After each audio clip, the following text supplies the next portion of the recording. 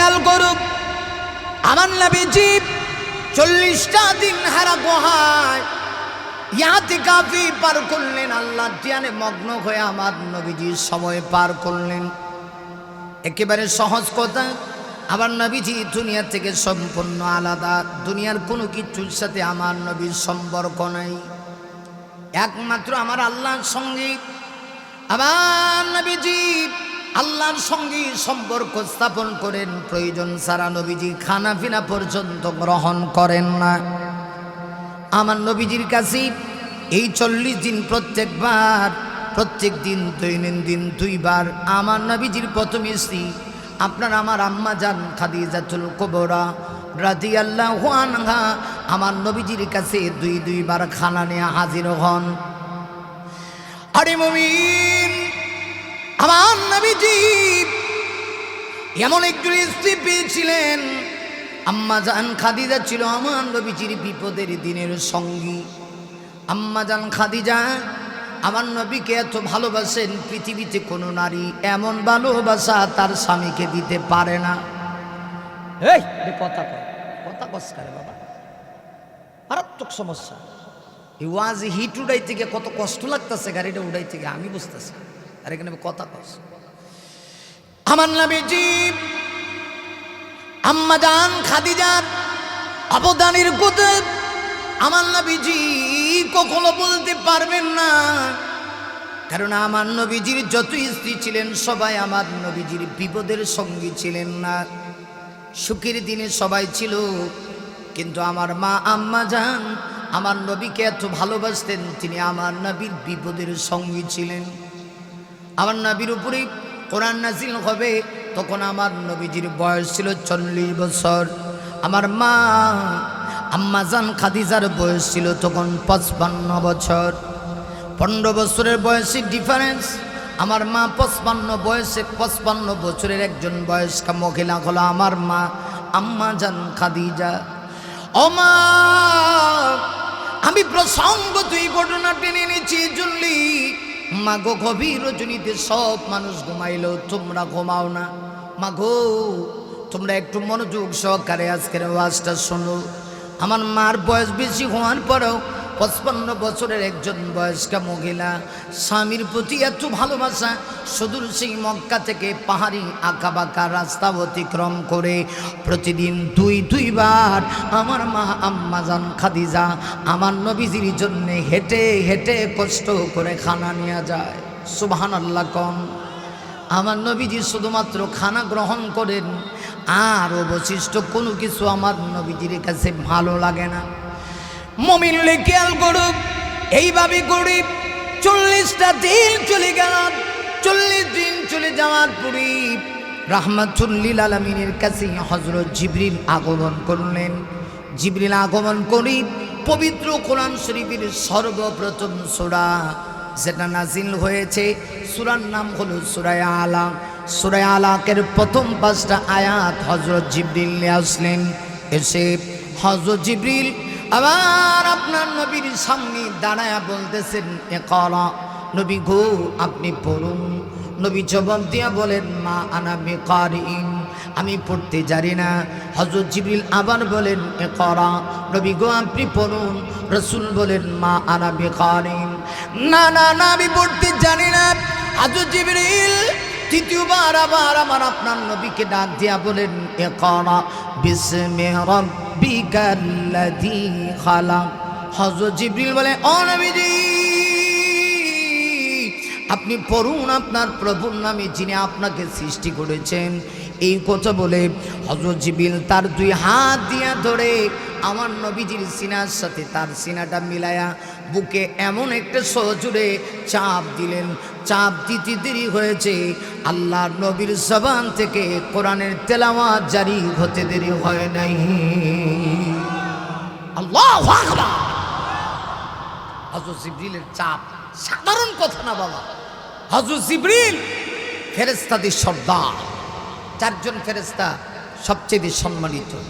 এর মধ্যে একজন হলো জিবরিল, যিনি পয়গম্বরদের কাছে ওহী নিয়ে আসতেন। তার পাওয়ার কত, শক্তি কত। হযরত জিবরিলকে আল্লাহ একটা ডানা দিছে, ফাঁকা দিছে। তিনি যদি এই ডানা বা পাকাটা প্রশস্ত করতেন, এই পাকার প্রশস্ততা এত চওড়া ছিল, মুহূর্তের ভিতরে পৃথিবীর এক প্রান্ত থেকে অপর প্রান্ত পর্যন্ত লাগাল পাইত। সুবহানাল্লাহ, ভাবে লাগে এরকম ফাঁকা আমাদের এলাকাত আসই হুজুরি, আমরা বহু শুনছি। সুবহানাল্লাহ, আরো জোরে কর। তাহলে জিবরিলের কি পরিমাণ গায়ে শক্তি চিন্তা করে। রসুলের গায়ে জ্বর চলে আসছে। আহা, আমার নবীজি বলছেন আম্মাজান খাদিজারে গিয়া, জাম্মিলুনি খাদিজা, ইয়া খাদিজা জাম্মিলুনি, খাদিজা তুমি আমারে কম্বল দাও। রসুল যখন এই কথা বলছে আর রসুলের গায়ে জ্বর আসছে, খাদিজা শুধু কম্বল দিছে তা না, রসুলকে সান্ত্বনা পর্যন্ত খাদিজা দেওয়া শুরু করছে। ইয়া রাসূলুল্লাহ, আপনি টেনশন করেন না, আপনি টেনশন করেন না, আল্লাহ আপনাকে কখনোই অসম্মানিত করবে না। রসুল বলেন আজকে এমন একজন আমার কাছে আসলো যার মাথা আসমানে পা জমিনে। সুবহানাল্লাহ, সুরে কর। আর এমন সজুরে চাপ দিছে আমার জবান থেকে তেলাওয়াত জারি হয়ে গেছে। দুইবার বলছিল ইকরা, হে রাসূল আপনি পড়ুন। নবী বলেন মা আনা বিকারিন, আমি পড়তে জানি না। তৃতীয়বার যখন বলছে ইকরা বিসমি রাব্বিক, আপনার রবের নামে পড়ুন, রাসূলের জবান থেকে তেলাওয়াত জারি হয়ে গেছে। তাহলে বোঝা গেল সব পড়া এক সমান না। দুনিয়ার পড়া আর ইলমে ওয়াহি, কোরআনের পড়া, কোরআনের শিক্ষা এক সমান না। কারণ দুনিয়ার সব শিক্ষা যদি একজন মানুষের ভিতরে থাকে, ওয়াহির শিক্ষা যদি না থাকে, তাহলে সে প্রকৃত মানুষ হতে পারবে না। বিশ্বাস যদি না হয়, গিয়া দেখেন গাজীপুরে বৃদ্ধাশ্রম আছে, বৃদ্ধাশ্রমে গিয়া দেখলে দেখবেন যে এখানে যতগুলি বৃদ্ধ মানুষ বৃদ্ধাশ্রমে আশ্রয় নিয়েছে, এরা বড় বড় শিক্ষিত পারসন, এদের সন্তানগুলি বড় বড় শিক্ষিত। কিন্তু শিক্ষিত হলে কি হবে? ইলমে ওয়াহির শিক্ষা না থাকার কারণে বড় শিক্ষিত হইয়া, ইঞ্জিনিয়ার আর ডাক্তার হইয়া বয়স্ক মা বাবাকে এরা বৃদ্ধাশ্রমে দিয়েছে। কিন্তু আমি আল্লাহর নামের কসম করে বলতে পারি, যাদের ভিতরে কোরআনের শিক্ষা আছে, এরা কখনো ওদের মা বাবাকে বৃদ্ধাশ্রমে রেখে আসে না। বেতন এদের কম হতে পারে, 7,000 আর 12,000 টাকা বেতন হওয়ার পরেও একজন আলেম তার মা বাবাকে কখনো ছেড়ে দেয় না। কথা বল ঠিক কিনা? এই জন্য দুনিয়ার শিক্ষা অর্জন করতে করতে করতে করতে গিয়ে একটা সময় ইলমে ওয়াকির শিক্ষা, কোরআনের শিক্ষা যদি না থাকে, হে জানতে জানতে জানোয়ার হয়ে যাগা। ঠিক যে বাড়িতে কেন জোরে এখন ঠিক কেনা রাইতে লাগাইছেন ওয়াজ, এখন ঠিক বিটি কিছু কর না। এই জোয়ান বক্তারে বুঝি এই টাইম দেয়। হ্যাঁ আচ্ছা, এইটার লেগে তো খালি ময়দানে দিছে। জোয়ান বক্তারে দিবেন ফলটন ময়দানে, আর আপনারা দিলেইছেন খালি ময়দানে। ওয়াজ করা কষ্ট না? যাই হোক, সম্মানিত সুধী একটু খেয়াল করে, তাহলে ওয়াহির শিক্ষা আর দুনিয়ার শিক্ষা এক হতে পারে না। কথা কন? কারণ ওয়াহির শিক্ষার মধ্যে কোনো ভুল ভ্রান্তি নাই, মিথ্যা নাই। এগুলার মধ্যে মিথ্যা দূরের কথা, মিথ্যার কোনো অবকাশ নাই। আর দুনিয়াবি শিক্ষার মধ্যে ভুল ভ্রান্তি আসেনি। এদিকে বাইরে বোঝেন না আমার কথা? ক্লিয়ার বুঝতেছেন? ভুল ভ্রান্তি আছে। ছোট্টবেলা আমরা একটা কবিতা পড়ছি, হাট্টিমা টিম টিম তারা মাটি পাড়ে ডিম, তাদের খাড়া দুটো শিং। কথা বল। হাট্টিমা টিম টিম তারা মাটি পাড়ে ডিম, তাদের খাড়া দুটো শিং, তারা হাট্টিমা টিম টিম। এই কবিতা যে আমরা পড়ছি, কবিতার বাস্তবতায় কোনো মিল নাই। কারণ কবি সাহেব এখানে বলছে টিম টিম নামে একটা প্রাণী আছে যেটা মাঠে ডিম পারে, আবার এর খাড়া দুটো শিং আছে।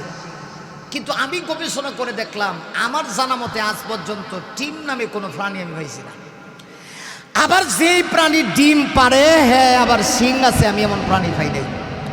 আপনাদের এলাকায় ডিম যে পারে একটা প্রাণীর নাম কোন? হাঁস মুরগি, ঠিক না? আপনাদের এলাকায় হাঁস মুরগি ডিম পারে, শিং আছে তো? কথা কয় না? শিং আছে না? আর সার গরুর শিং আছে, হ্যাঁ মনে নিচিতে ডিম পারে। তাহলে কবিতার বাস্তবতায় কোনো মিল নাই। কিন্তু আল্লাহর কোরআন সম্পর্কে চ্যালেঞ্জ করে বললাম, কোরআনের শিক্ষায় ভুল আছে, কোরআনে ভুল আছে, একটা ধরে দেন, কিয়ামত পর্যন্ত পারবেন না। এই যে ওয়াহির সিস্টেম চালু হয়ে গেল, কোরআন নাজিল হওয়া শুরু হয়েছে। আমি এই কথাটা বোঝাইতে চাই, এই শুরু হইল, কিছুদিন পরে দেখা গেল আমার নবীজির কাছে আরেকটি সূরার কয়েকটা আয়াত সূরাতুল মুদ্দাথির থেকে কয়েকটা আয়াত নাজিল হয়ে গেল।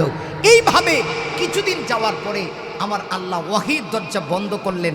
আপাতত হযরত জিবরিল আমার আপনার নবীর কাছে আসে না। যখন জিবরিল আয় না, তখন মক্কার কাফের একটা সুযোগ পাইলাইছে, নবীর ব্যাপারে একটা সুযোগ পাইলাইছে। দেখবেন এই যুগে কিছু লোক আছে, আলেমদেরকে সুযোগ পাইলেই আলেমদের বাস ঢোকা। কথা কন না কা? আপনাদের এলাকাত নাই, এটা আমরা সিলেটের কথা কইতাছি না, আপনার এলাকা তো আছে। বেটা দেখবেন যে কুল হু আল্লাহ সূরা 14 করে কইতারে না, হ্যাঁ আলেমদেরকে ভুল ধরে বইতে হয়। হ্যাঁ, সুযোগ পাইলে কথা কোন ঠিক কেনা বে ঠিক।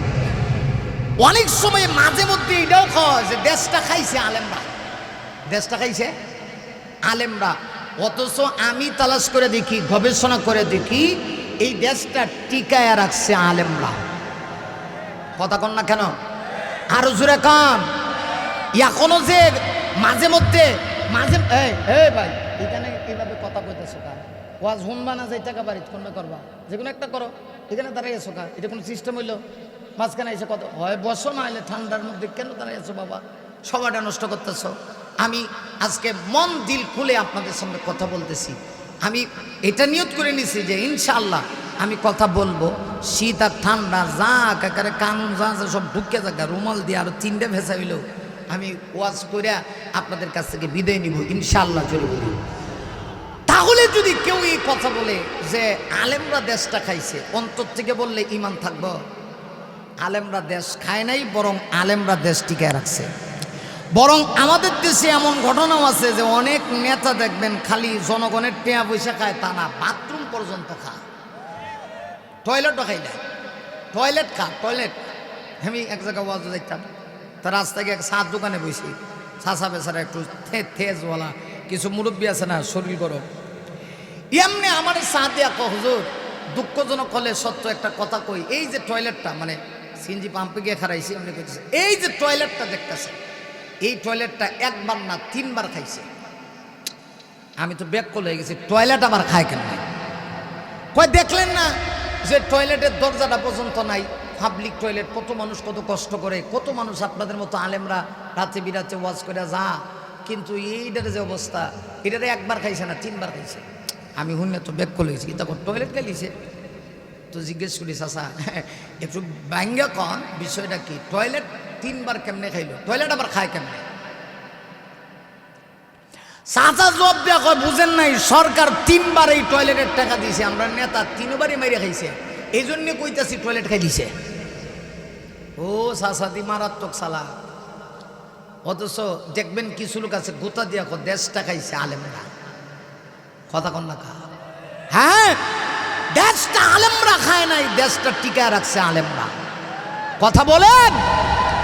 এই সমস্ত হাফিজিয়া মাদ্রাসাগুলির কারণে আজও পর্যন্ত আল্লাহ ডাইরেক্ট আমাদেরকে ভূমিকম্প দিয়ে আল্লাহ ধ্বংস করে না। আমার মনে হয় বাংলাদেশে অসংখ্য কওমি মাদ্রাসা, অসংখ্য হিফজ বিভাগ আছে, হাফিজি মাদ্রাসাগুলি আছে।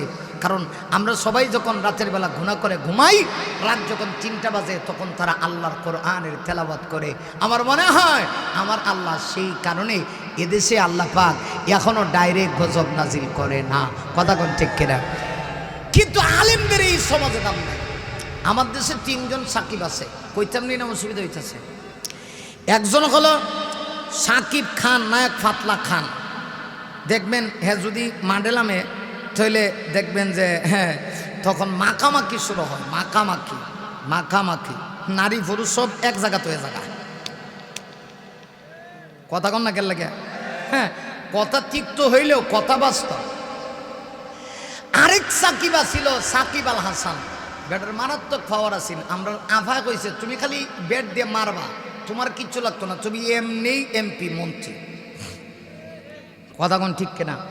যদিও ব্যাটার কপাল খারাপ, কিন্তু ব্যাটা এমপি হইছে। কিন্তু এই ব্যাটা তো আচ্ছা ঠিক আছে, দেশের একজন খেলোয়াড় ছিল, বিশ্ববিখ্যাত অলরাউন্ডার।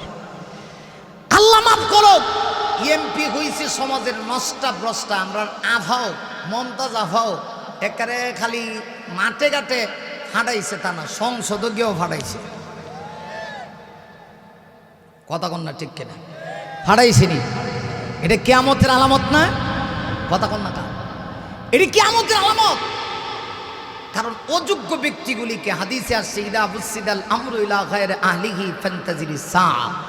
রাসূল বলেছেন কিয়ামতের আগে এমন একটা যুগ আসবে তখন অযোগ্য ব্যক্তিগুলিকে যোগ্যতার আসনে বসানো হবে। এমন লোক এমপি হয়েছে যে দস্তখত দিতে পারে না, কয়েক দিস্তা খাতা উড়াইলেছে কিন্তু টিপস ছাড়া বেটা দস্তখত দিতে পারে না, অথচ বেটা এমপি বলেছে। তাহলে দেশের জনগণের পরিবর্তন কেমনে হবে? আপনি একটু রাজনীতিকভাবে কথাটা নেবেন না, আপনি নিজের মাইন্ড দিয়ে একটু চিন্তা করেন, মাইন্ড দিয়ে চিন্তা করেন। এই জন্যে আমাদেরকে সামনে চিন্তা করতে হবে। আমি কিন্তু কোনো দলের প্রার্থী না, আপনারা আবার ভাববেন না মনে হয় হুজুরাইয়া আমরা এখানে মনে হয় কিছু চাইব। আমি কোনো দলের প্রার্থী না, কিন্তু বাস্তব কথা বলতেছি। দেশে অশান্তি কেন আছে? যে দলের যে ব্যক্তিকে ভোট দিবেন দেখবেন তার ভিতরে যোগ্যতা আছে কিনা, ভালো মানুষ কিনা, নাকি টয়লেট মাইরে খাইব, বাথরুম খাইলিব, পায়খানা খাইব, কথা কন না কেন? আর খালি এমনি খাও, আমরাও কিছু দোষ আছে, আমরা আগে খাই। নির্বাচনের সময় এসে দেখবেন কিছু লোক আগে থেকে দাঁত দাঁড়ায় রাখছে, খেললে গিয়ে কয় প্রার্থীর পক্ষ থেকে চা কফি পান খাইব, বুট দিব একজন রে, চা পান খাইব 300 প্রার্থীর কাছ থেকে, কথা কন না কেন? আর আকাম কোকামের পিএইচডি যারা অর্জন করে হেরার পক্ষে সাফাই গাইব, অমুক ভাই তমুক ভাই, লোকেরা বলবে কি হয়েছে, মাথা আছে ঠ্যাং নেই, অমুক ভাই চরিত্র ফুলের মতো পবিত্র। আরেকজন কানের কাছে গিয়ে কইব নামাজ পড়ে না, এক হোক্ত, কথা কন না কেন? মাইন্ড করেন না, এটাই চূড়ান্ত বাস্তব কথা। আমাদের দেশে যারা আলেম তাদেরকে আমরা দাম দিই না। অনেক সময় দেখবেন অনেক লোক, ওই যে হুজুর একটু আগে একটা কথা সুন্দর কইছে, এটা কিতা কইছে, হুজুর আবার রাজনীতি করে। আর ভালো মানুষ যদি রাজনীতিতে না আসে দেশে শান্তি পাইবা না তো, কথা বলেন না কেন?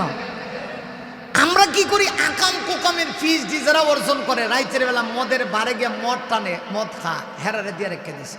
তাহলে মদ খাওয়ার কাছে দিলে আপনি কেমনে নিরাপদ হইবেন, শান্তি কেমনে পাইবেন? আর ভালো মানুষের কাছে দিলে দেশের জনগণ সে মনে করবে আমানত, কথা কোন ঠিক কেনা? ভাইরা আমার দেশের ভিতরে বলছিলাম 3 জন সাকিব আছে। একজন সাকিব যখন মাঠে নামি তখন দেখবেন মাকামাকি শুরু হয়, আরেকজন খেলাত নামলে হাঁকাহাঁকি মানে চিল্লা চিল্লি, মার সক্কা, কথা কন না কেন? আর আরেকজন কোরআনের সাকিব আছে, আপনাদের ময়মনসিংহের সন্তান, নাম হলো নাজমুস সাকিব, বিশ্ববিখ্যাত কোরআনের হাফিজ। এরা হলো কোরআনের তারকা, হাফেজ সালেহ আহমদ তাকরিম, এরা হলো কোরআনের তারকা। আল্লাহর কসম করে বলি, আমরা খেলোয়াড়দেরকে ভালোবাসি, আজও পর্যন্ত তারা একবার বিশ্বকাপ খেলা পুরস্কার আনবে দূরের কথা, সার কাপটাও তারা আজও পর্যন্ত দেশে আনতে পারে নাই, ঠিক কিনা? বিশ্বকাপ সার কাপই আনতে পারে না। করতাম বুঝতেছি না, খালি ময়দানে, পল্টন ময়দানের ওয়াজ খালি ময়দান হইব, অসুবিধা হইতেছে, অসুবিধা হইতেছে কাকু, অসুবিধা হইলে আমার ডাবল সুবিধা, যাইতাম গা। আরে কোরআনের বাগিরা সারা পৃথিবীতে বাংলাদেশের মানকে উজ্জ্বল করেছে। এক নাজমুস সাকিব 70টা রাষ্ট্রে 1 নাম্বার হয়ে বাংলাদেশে পুরস্কার আনলো। হাফেজ সালেহ আহমদ তাকরিম ছোট্ট ছেলে, কিউট ছেলে, দেখলে বোঝা যায় জান্নাত থেকে নেমে আসছে। একজন হাফেজ সালেহ আহমদ তাকরিম সারা পৃথিবীর মধ্যে কোরআনের মাধ্যমে বাংলাদেশের মান সম্মানকে সারা পৃথিবীতে পৌঁছে দিল। কিন্তু দুঃখজনক হলে সত্য, আজকে আমরা কপাল পোড়া, কোরআন বলাদেরকে চিনতে পারি না, আলেমদেরকে চিনতে পারি না, সম্মান দিতে পারি না। ইলমে ওয়াহির দ্বারক বাহক যারা আছে তাদেরকে সম্মান ইজ্জত দিতে পারি না। তাহলে বোঝা গেল ইলমে ওয়াহির শিক্ষা আর দুনিয়ার শিক্ষা এক সমান না। আর কোরআনের দ্বারক বাহক হয়ে যখন আপনি সত্য কথা বলবেন, নবীর যুগেও ইসলাম বিদ্বেষীরা আমার নবীজির বিরোধিতা করেছে, আজও কোরআনের কথা বললে কিছু বেঈমান বিরোধিতা করবে, কথা কোন ঠিক কিনা? সত্যের পক্ষে গান গাই বলে আমি বিদ্রোহী, সত্যের পথে ডাকি বলে আমি বিপ্লবী, ঠিক না? সত্যের পক্ষে গান গাই বলে আমি বিদ্রোহী, সত্যের পথে ডাকি বলে আমি বিপ্লবী। কোরআনের কথা বলি তাই বলে আমাকে মৌলবাদী, জিহাদের কথা বলি তাই বলে আমাকে জঙ্গিবাদী। আমি বিদ্রোহী বিপ্লবী মৌলবাদী, কেন জঙ্গিবাদী? ঠিক না? জন্মের পরে কানে আজান কি দিনি, তুমি মৌলবাদী ছাড়া হওনি। কথা কম আওয়াজ লাগবো তো বাবা। আবার মরণের পরই জানাজা পড়াবি, আবার মরণের পরই জানাজা পড়াবি, তখন কোথায় পালিয়ে যাবি? আমি বিদ্রোহী বিপ্লবী মৌলবাদী, কেন জঙ্গিবাদী? ঠিক কিনা? সত্য কথা বললে আমাকে বিদ্রোহী বলে, সত্য কথা বললে আমাকে বিপ্লবী বলে, সত্য কথা বললে আমাকে জঙ্গিবাদী বলে, সত্য কথা বললে আমাকে উগ্রবাদী বলে। এটা এই যুগে না, নবীর যুগ থেকে ছিল। খেয়াল করেন, কোরআন যখন কিছুদিনের জন্য নাজিল হওয়া বন্ধ হয়ে গেল, হযরত জিবরিল যখন আমার নবীজির কাছে আসে না, তখন মক্কায় আমার নবীজির একটা বিরোধী পার্টি ছিল। এই বিরোধী পার্টির প্রধান ছিল নবীর আপন চাচা, নাম ছিল আবুল আহাব। নাম কি? আমি গুতা দিয়া কই আবুল আহাব্বা, আবুল আহাব না, আবুল আহাব্বা। আবু জাহাল কইবেন না, কইবেন না আবু জাহিল্লা। ঠিক কিনা? আবুল আহাব্বা আবার নবীর আপন চাচা, দূরের না একেবারে, কিন্তু আমার নবীজির আপন ছিল। মুমিনরে খেয়াল করো। আরে কিছুদিনের জন্য নবীর কাছে যখন ওহী আসা বন্ধ হয়ে গেল, আমার নবীজির সময়টা বড় কষ্টে যায়। আবুল আহাব এসে ডাক দিয়া কয়, মুহাম্মদ সাল্লাল্লাহু আলাইহি সাল্লাম, বাতিজারে, তোমার কাছে যে একটা শয়তান আসতো, শয়তান বলতে জিবরাইলকে বোঝায়। ডাক দিয়া কয়, বাতিজা, তোমার কাছে যে একটা শয়তান আসতো, আমি শুনেছি এই শয়তানটা এখন নাকি আর তোমার কাছে আসে না। বুঝতে পেরেছি বাতিজা, তোমার আল্লাহ মনে হয় এখন আর তোমাকে ভালোবাসে না। আচ্ছা একটু খেয়াল করেন, আমার নবীকে যখন এই কথা বলেছে, নবীজি কি পরিমাণ কষ্ট পেয়েছে, আমার নবীজি কি পরিমাণ আঘাত পেয়েছে। ডাক দেয়া কয়, মোহাম্মদ, ও মোহাম্মদ, তোমার কাছে যে শয়তান আসতো এটা কেন আসে না? আরে চাচা যেমন তেমন, মুমিনলে খেয়াল করু, তাফসীরে কিতাবে লেখে নবীর চাচিটা আরো খারাপ ছিল। পুরুষ খারাপ হইলে একটা লিমিট থাকে, নারী খারাপ হইলে এটার কোনো লিমিট নাই। এটা আওয়াজ বুঝি এই রাইট করুন যা ঠিক এক করে বইতে হয়, জোরে আওয়াজ দেখুন, ঠিক নেই? পুরুষ খারাপ হইলে একটা লিমিট আছে, নারী খারাপ হইলে লিমিট থাকে না। হ্যাঁ, একটা দেশ ধ্বংস করার জন্য একজন নারী যথেষ্ট। এবার মনে হয় ওয়াজ কমন পড়ছে। ও ঠিক, তাহলে আমরা পুরুষ থাকতেও লাভ নাই। এখনো আমরা পুরুষ হইয়া হিজরত দলে ঘুরে রয়েছে, না এই দিক না এই দিক। আজ পর্যন্ত আমাদের কপালে একজন পুরুষ প্রধানমন্ত্রী আমরা কপালে মিলছে না। আল্লাহ জানে আর কতদিন মিলব। আমরা যে জাতির যে এত কপাল ভরা, এত খারাপ। পুরুষ যদি খারাপ হয় লিমিট থাকে, নারী খারাপ হইলে কিন্তু লিমিট থাকে না। সারছে আজকে ওয়াজ হইছে করে ভালো করে ভয় কেনা, মারাত্মক সমস্যা। ওয়াজটার খালি লাইনে উঠাইছে। এখন দেখছেন, জানি না বেশি রাইতে ওয়াজ করলে এই সমস্যা, কারণ এহারাও বুঝতেছে ওহন আর যতই বক্তার টাঁডব কাম হইব। সব ঘুমাই যেতেছে গা, আপনারাও ঘুমাই যেতেছেন গা, না আপনারাও ঘুমাই যেতেছেন গা। আমি কথাটারে ফিনিশিং দিয়ে তো বিদায় নেওয়া লাগবো। অলরেডি 1 ঘন্টার কাছাকাছি হয়ে গেছে, আর আধা ঘন্টার সময় একটু খেয়াল করে। 1 ঘন্টা বেশি, ওরে মর আল্লাহ, 1:47 বাজে, কিন্তু আপনারা যারা বইছেন এদের বসারা ভালো দেখে আমার মুখ দিয়ে খালি কথা বলিতেছে। মার হাবা কন, আরো জোরে কন মার হাবা। কর্তৃপক্ষের আবদার 2 ঘন্টা, আমি ভাবছিলাম 1.5 ঘন্টা করবো, কিন্তু এই জন্য আমি লম্বা সুরা ওয়াজ করতেছি, আস্তে আস্তে লাইনে যাইতেছি। তবে খুব লম্বা হবে না, সর্বোচ্চ 1.5 ঘন্টা, 1.25 ঘন্টা ওদের কথাও থাকবে, আমারটাও কথা থাকবে, মাঝামাঝি গিয়ে আমি শেষ করে নেব। তবে মনোযোগ দিয়ে শুনে, পুরুষ যদি খারাপ হয়, আপনারা যে কইতেছেন হুজুর সার রাইত, আমার কালকার মাহফিল হইলো সাতপুর, আপনার লাগা গ্রাম না, কথা কয় না, আপনার লাগা গ্রাম সাতপুর না। আমি ফেরেশতা, আমি মানুষ না, তা আমি না ঘুমাইলে কালকে ওয়াজ করবো কেমনে? না ঘুমাইলে যে ঘুম থেকে উঠতে গলা খাক করে বয়ে থাকবে, তো ওয়াজ কর্ম কেমনে? হ্যাঁ, গাড়িতে ঘুমাইলে হয় না, যে কুয়াশা বাবা। ড্রাইভারে অলরেডি 2-3 দিন, এর কোনো দোষ নাই, কুয়াশা চোখে দেখে না, একদিন নিয়ে টাকের বিচ্ছু ঢুকাইছে। এটার অত সোজা মনে করেন? আচ্ছা, খেয়াল করেন, খেয়াল করেন। ও আপনি করতে গেছো সারছো, এই বেচারা কোনো সিং দিয়ে ঘুমাইবেন, জানে আমি নো সিং দিয়ে এক মাথার সাথে ঘুমাই, আজগা যাইতাম না।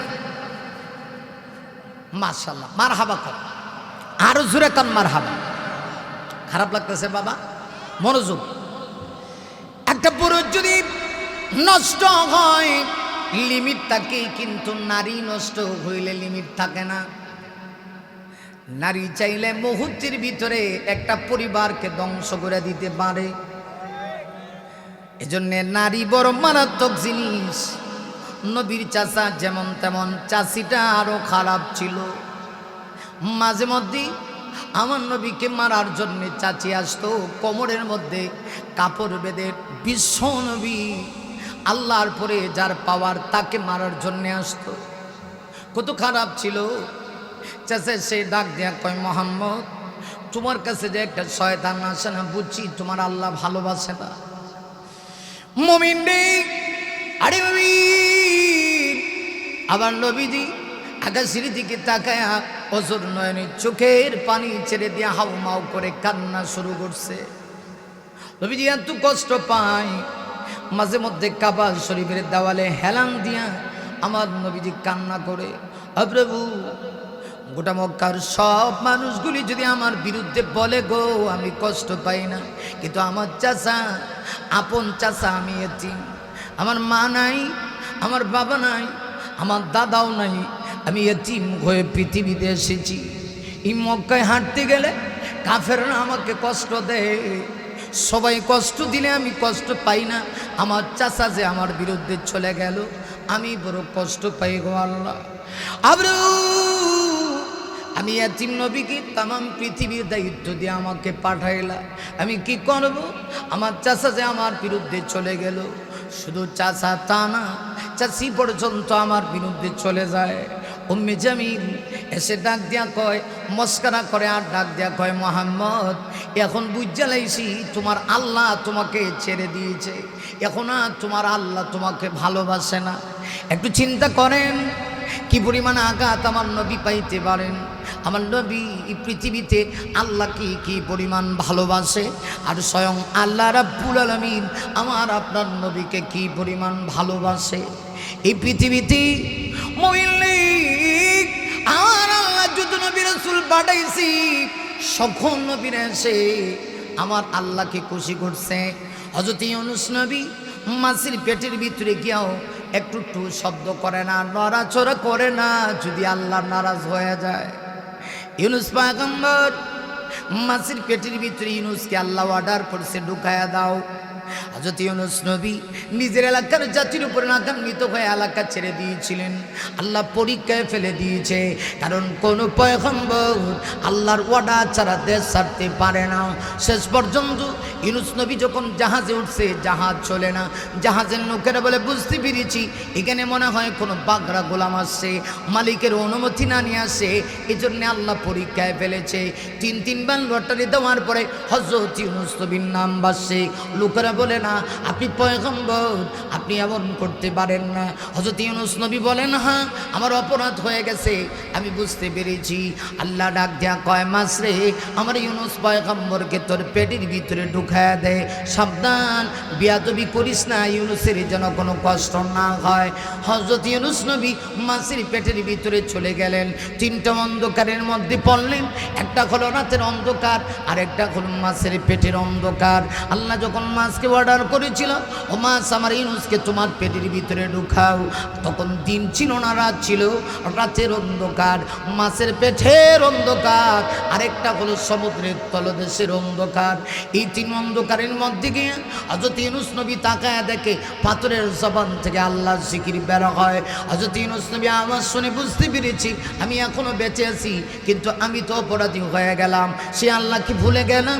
হযরত ইউনূস নবী 3 অন্ধকার অন্ধকারের মধ্যে ভরে হযরত ইউনূস নবী আমার আল্লাহকে বলেন নাই। সাথে সাথে ইউনূস নবী তার অপরাধের কথা বুঝতে পেরে আমার আল্লাহকে ডাক দিয়া বললেন, লা ইলাহা ইল্লা আনতা সুবহানাকা ইন্নী কুনতু মিনাজ জালিমিন।